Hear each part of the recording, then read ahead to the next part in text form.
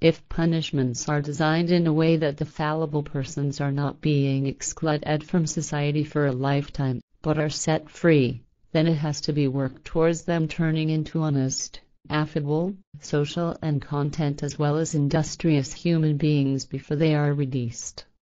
This change must be of a kind that the trust in the changed human being is right again and is again able to live human values and thus can live in the community of society again.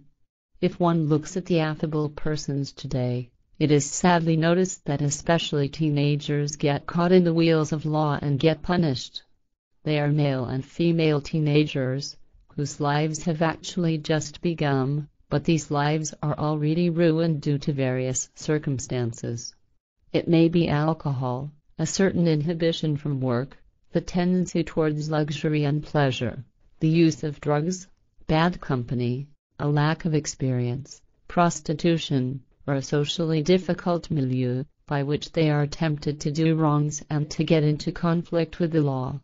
But often it is also the fault of the parental upbringing, which often leaves a lot more to be desired than it is good for the teenagers.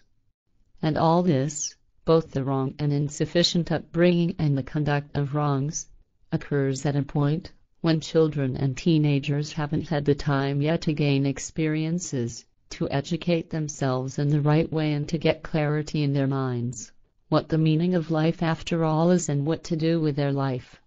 But one has to ask how the parents shall pass on the right education and the right guidance for life to the children and teenagers, if they themselves have not a clue of these matters. For each fallible human being, young or already older, the advice shall be given, never to give up hope for being able to improve oneself and to integrate oneself into society with all its duties and responsibilities.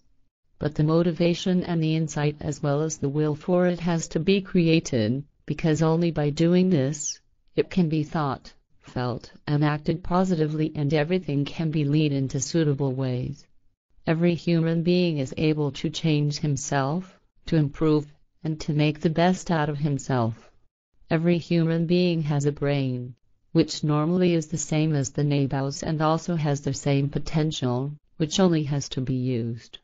Thus it is given that even if the human being is unknowing and consciously confused, there is hope that everything turns to the better and positive progresses are achieved.